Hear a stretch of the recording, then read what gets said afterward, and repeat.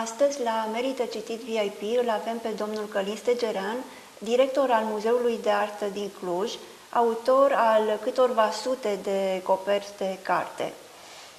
Domnule Stegerean, mă bucur foarte mult să vă reîntâlnesc aici la Muzeul de Artă, mai ales că în ultimul timp am avut ocazia foarte des să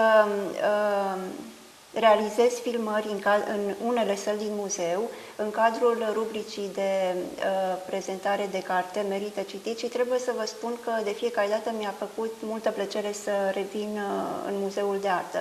De data aceasta, dumneavoastră veți face recomandările de carte, dar nu înainte de a vă întreba ce loc ocupă lectura în preocupările dumneavoastră.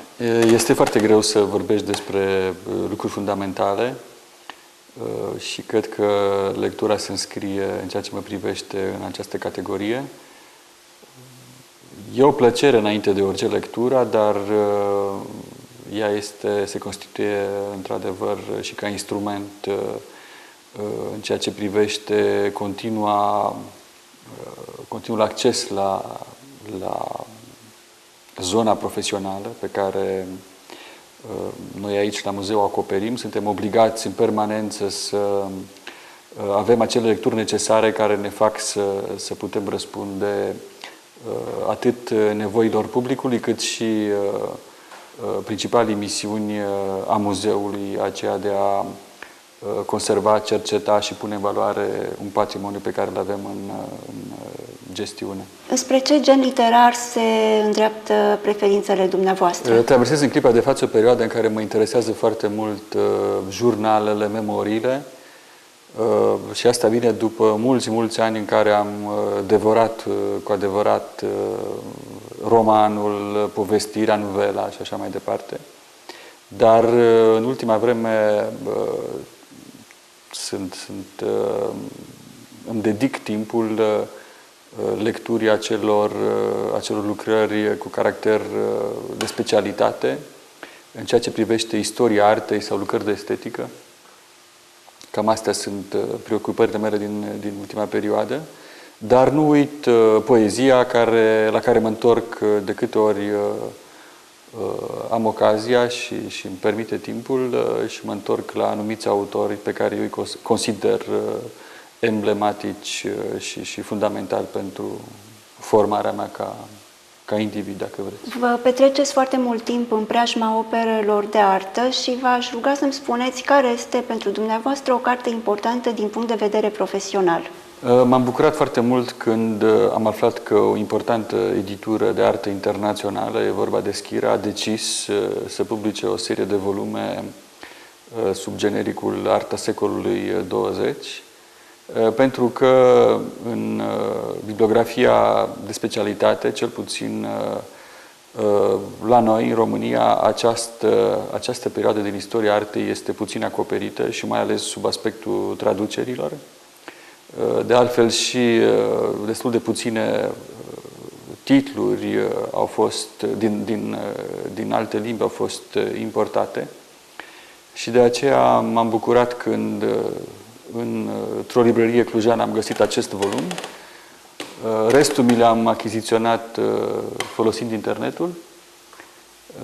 Este acest prim volum intitulat Mișcările de avangardă. Acoperă perioada dintre începutul secolului 20, 1900 și anul 1919, când practic se încheie ceea ce a însemnat primul val al avangardei secolului 20. De fapt, este o carte foarte importantă, fiindcă, dincolo de caracterul istoric, inserează și anumite lucrări de sinteză, lucrări care acoperă interferența diverselor arte, fiindcă lucrurile nu pot să fie privite decât global, în relaționarea lor directă. De asemenea, are capitole dedicate tehnicelor și noilor materiale folosite de protagoniștii mișcărilor de avangardă.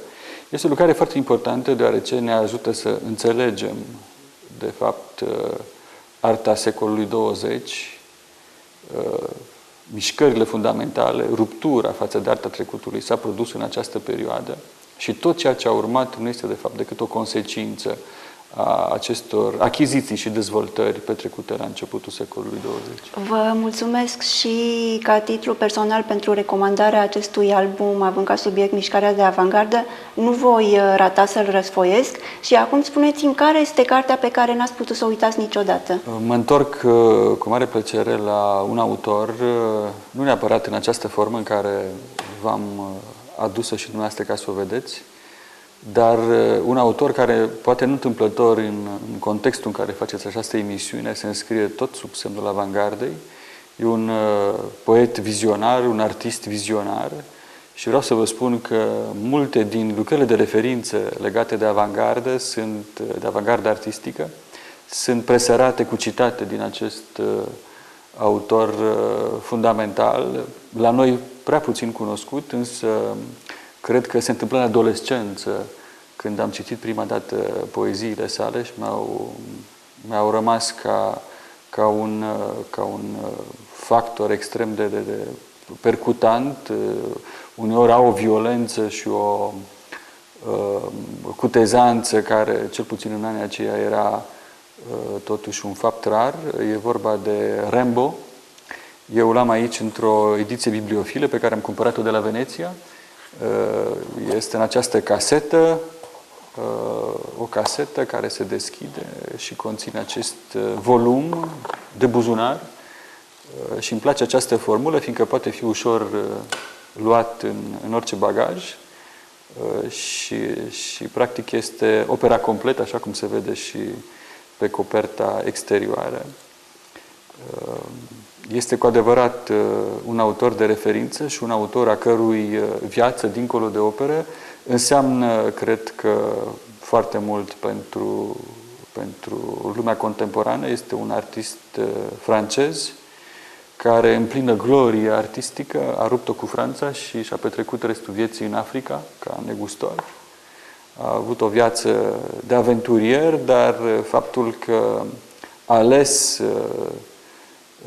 ales să părăsească o țară cu mare cultură în favoarea unui continent primitiv și sălbatic, în care, de fapt, sigur, într-un context anume și-a pierdut și viața, cred că spune foarte mult despre ceea ce înseamnă condiția artistului în contemporanitate, lumea modernă și